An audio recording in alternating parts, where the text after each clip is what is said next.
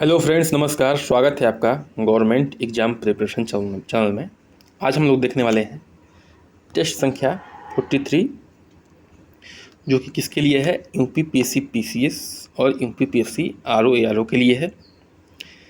इसमें जो है 10 क्वेश्चन होंगे और केवल जो है लगभग 10 मिनट का ये क्लास होगी एज ए टेस्ट सीरीज। जितने भी अन्य एग्ज़ाम है, वनडे एग्ज़ाम है, उसमें भी आपके लिए जो है लाभकारी है। चलिए शुरू करते हैं। आज का पहला प्रश्न, निम्नलिखित में से किस प्रोटीन के कारण रेशम के तंतु उजले चमकदार दिखाई देते हैं? उजले का मतलब है सफ़ेद। उजले का मतलब क्या है कि सफ़ेद चमकदार दिखाई देते हैं। ठीक है, किस प्रोटीन के कारण? फाइब्रिन, सेरेसिन, कोलेजन या नेक्टिन। तो उत्तर हो जाएगा यानी कि फाइब्रिन के कारण जो है रेशम के तंतु उजले चमकदार दिखाई देते हैं। देखिए, रेशम तंतु फाइब्रिन में जो है 80% सिल्क प्रोटीन के कारण उजले चमकदार दिखाई देते हैं। यानी कि जो फाइब्रिन होता है वह 80% होता है। ठीक है, किसमें? रेशम के तंतु में। रेशम के तंतु में फाइब्रिन कितना होता है? 80% होता है। आगे बढ़ते हैं, प्रश्न संख्या 2 पे आते हैं। नीलगिरी पहाड़ों में निम्नलिखित में से कौन सा जनजातीय समूह प्रमुख रूप से पाया जाता है? जो नीलगिरी की पहाड़ियाँ हैं वहाँ पे कौन सा जनजातीय समूह प्रमुख रूप से पाया जाता है? लामवाड़ा, गोंड, जारवा या टोडा। तो इसका उत्तर हो जाएगा डी, यानी कि टोडा पाया जाता है। ठीक है, जो ऑप्शन है उसमें देखिए, जो यहाँ की जनजातियाँ हैं, यानी कि नीलगिरी की जनजातियाँ हैं, उसमें टोडा है, बडागा है और कोटा है। ये प्रमुख जनजातियाँ हैं। ठीक है, ये जो है तीनों क्या प्रमुख रूप से पाई जाती हैं? कहाँ पे? ये पाई जाती हैं आपके नीलगिरी की पहाड़ियों पे। आगे बढ़ते हैं, प्रश्न संख्या 3 पे आते हैं। कोशिका का कौन सा अंगक प्रोटीन संश्लेषण में प्रकार्य है? कोशिका का कौन सा अंगक जो है प्रोटीन के सिंथेसिस में काम करता है? माइटोकॉन्ड्रिया, क्लोरोप्लास्ट, राइबोसोम या लाइजोसोम। तो राइबोसोम जो है कोशिका का वह अंगक है जो क्या करता है? प्रोटीन संश्लेषण में कार्य करता है।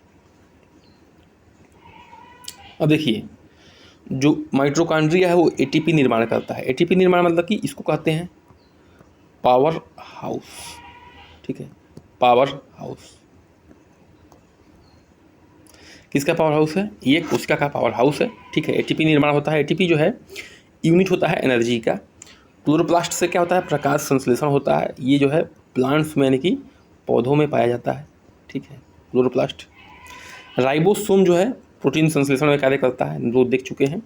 लाइजोसोम जो है अंतः कोशिकीय की पाचन में काम करता है। जो अंतः कोशिकीय पाचन होता है उसमें जो है लाइजोसोम कार्य करता है। आगे बढ़ते हैं, प्रश्न संख्या 4 पे आते हैं। निम्न में से कौन सा सबसे बड़ा द्वीप है? कौन सा सबसे बड़ा द्वीप है? जो भी 4 ऑप्शन दिया हुआ है उसमें सबसे बड़ा द्वीप कौन सा है? बोर्नियो है, मेडागास्कर है, न्यू गिनी है, सुमात्रा है। तो न्यू गिनी जो है 4 जो दिए हुए हैं उसमें सबसे बड़ा क्या है? द्वीप है। ठीक है, उसको देख लेते हैं। देखिए, हिंद महासागर का सबसे बड़ा द्वीप कौन सा है? बोर्नियो है। ठीक है, हिंद महासागर का सबसे बड़ा द्वीप कौन सा है? बोर्नियो है। विश्व का दूसरा सबसे बड़ा द्वीप कौन सा है? वो है न्यू गिनी। विश्व का दूसरा सबसे बड़ा द्वीप कौन सा है? न्यू गिनी है। जावा और सुमात्रा द्वीप इंडोनेशिया में पाया जाता है। ठीक है, जावा सुमात्रा कहाँ है? इंडोनेशिया में है। और मेडागास्कर द्वीप जो है कहाँ पे है? ये हिंद महासागर में है। ठीक है, तो यहाँ पर देख सकते हैं कि विश्व का दूसरा सबसे बड़ा द्वीप जो है न्यू गिनी है। तो इसलिए जो है जो 4 ऑप्शन दिए गए थे उसमें सबसे बड़ा द्वीप यही हो जाएगा। 5वां पे आते हैं। मोती का निम्न में से कौन सा मुख्य घटक है? जो मोती होती है, ठीक है, जो नेचुरल वाली प्राकृतिक मोती है उसमें से मुख्य घटक कौन सा है? कैल्शियम कार्बोनेट है, कैल्शियम ऑक्साइड है, कैल्शियम नाइट्राइट है या कैल्शियम ऑक्जेलेट है। उत्तर हो जाएगा यानी कि कैल्शियम कार्बोनेट से जो है मोती बना होता है। यानी कि मुख्य घटक जो है मोती का क्या है? कैल्शियम कार्बोनेट है। आगे बढ़ते हैं, प्रश्न संख्या 6 पे आते हैं हम लोग।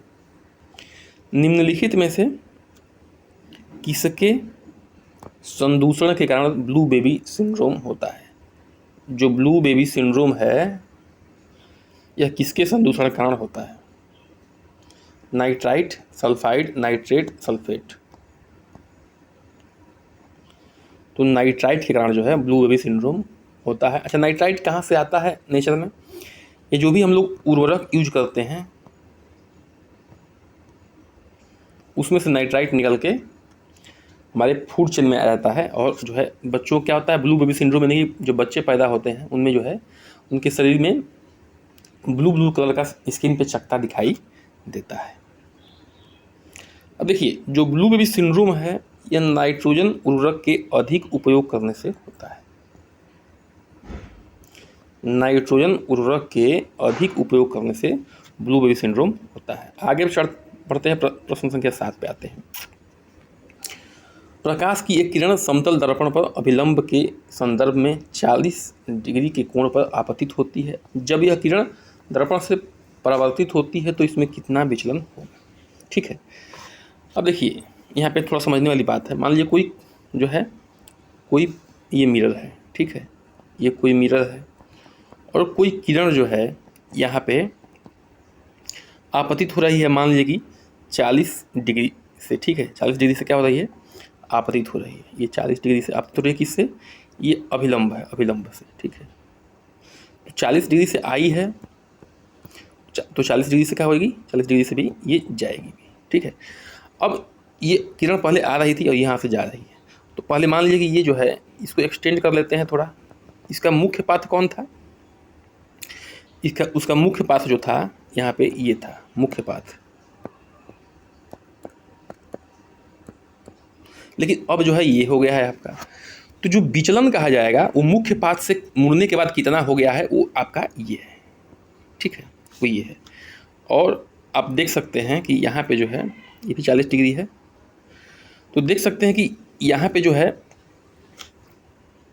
ये जो एंगल बन रहा है ये सीधी रेखा है, तो जो ये वाला एंगल है वो तो 40-40-80 है, और हमें निकालना किसको है? हमें निकालना इसको है। यही क्या है? यही जो है आपका विचलन है, ठीक है, यही क्या है? विचलन है, ठीक है, ये निकालना है आपको। तो ये निकलेगा कैसे? जो सीधी रेखा पे 180 डिग्री बन रहा है, ठीक है, जो विचलन निकलेगा, विचलन को मान लेते हैं भी मान लेते हैं, तो भी निकलेगा वो 180 में से ये जो किरण है, ये जो एंगल बन रहा है 40-40-80 का, 2 माइनस 40, ठीक है, 80, तो कितना हो जाएगा? 180 माइनस 80 बराबर क्या हो जाएगा? 100 डिग्री। विचलन कितने का हो रहा है? 100 डिग्री का हो रहा है, ठीक है, विचलन कितने का हो रहा है? 100 डिग्री का यहाँ पे हो रहा है। तो आगे बढ़ते हैं, प्रश्न संख्या 8 पे आते हैं, ठीक है। कुछ समय के प्रयोग में आने के बाद बड़े ट्रांसफार्मर गर्म हो जाते हैं। इसका कारण यह नहीं है कि, ठीक है, जो भी ये कारण दिया गया है उसमें से कौन सा कारण नहीं है जिसका कारण जो है ट्रांसफार्मर गर्म हो जाता है, ठीक है। धारा ट्रांसफार्मर में ऊष्मा उत्पन्न करती है। जो धारा है ट्रांसफार्मर में ऊष्मा उत्पन्न करती है, बिल्कुल इसके कारण जो है ट्रांसफार्मर क्या होता है? गर्म होता है। कोई भी धारा प्रवाहित होती है तो उसमें जो है हीट डेवलप होता ही होता है। ट्रांसफार्मर में हिस्टेरेसिस हानि होती है, बिल्कुल सही है। ट्रांसफार्मर में एक लॉस होता है, ठीक है, अगर ट्रांसफार्मर पढ़े होंगे तो जिसको हिस्टेरेसिस लॉस कहते हैं, ठीक है, तो वो जो है होता है। तो इसके कारण भी जो है ट्रांसफार्मर क्या होता है? गर्म होता है। शीतलन के लिए प्रयुक्त द्रव गर्म हो जाता है। ये जो है मुख्य कारण नहीं है उसका, ठीक है, ट्रांसफार्मर गर्म होने का। तो इसलिए क्या हो जाएगा इसका उत्तर यही हो जाएगा, ठीक है। आगे बढ़ते हैं, प्रश्न संख्या 9 पे आते हैं। एक व्यक्ति किसी घर्षण रहित किसी क्षैतिज धरातल पर खड़ा है। इस धरातल पर निश्चित दूरी तक वह कैसे आगे बढ़ सकता है? छींककर, कूदकर, दौड़कर या लुढ़ककर। देखिए, मान लीजिए कोई सरफेस है, एकदम जो है ये फ्रिक्शनलेस है, यानी कि इसमें घर्षण है ये नहीं है।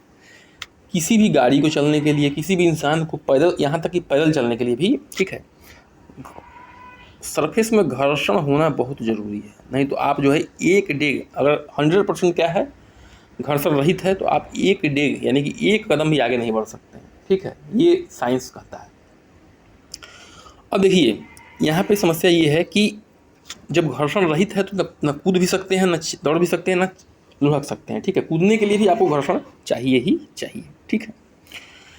तो छींक कर ही बनता है। छींकने से क्या होगा, मान लीजिए कोई इंसान यहाँ पे है खड़ा होकर, ये छींक रहा है, तो आगे की तरफ बल लगाएगा, ठीक है, तो उसकी बॉडी जो है पीछे की तरफ आएगी, यानी कि ये न्यूटन का जो थर्ड लॉ है उस पर कार्य करेगा। ठीक है, जैसे गन से गोली निकलती है, पीछे धक्का देता है, वो वाली बात से जो है ये इंसान क्या करेगा, ये इंसान जो है पीछे बढ़ेगा। ठीक है, आगे बढ़ते हैं, प्रश्न संख्या 10 पे आते हैं हम लोग। एक टूटी हुई अस्थि को सही स्थान पर जमा कर रखने के लिए सफ़ेद पदार्थ को पानी में मिलाकर बनाया गया पेस्ट प्रयुक्त किया जाता है। इस सफ़ेद पदार्थ को क्या कहते हैं? कोई टूटी हुई हड्डी होती है, उसमें देखते हैं कि बैंडेज लगा के उस पर जो है सफ़ेद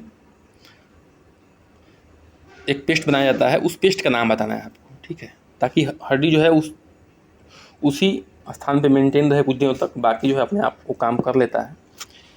विरंजक चूर्ण कहते हैं, प्लास्टर ऑफ पेरिस कहते हैं, जिंक ऑक्साइड का चूर्ण कहते हैं, चूने का चूरा कहते हैं। तो उत्तर हो जाएगा बी, यानी कि प्लास्टर ऑफ पेरिस कहते हैं। ठीक है, प्लास्टर ऑफ पेरिस का सूत्र क्या है? CaSO4 ½ H2O, ये प्लास्टर ऑफ पेरिस का सूत्र है। ठीक है, और इसके वजह से जो है हड्डी क्या होती है हमारी, सीधी रहती है। ये इसी चूर्ण को लगाने से क्या होता है, बैंडेज जो है कठोर हो जाता है।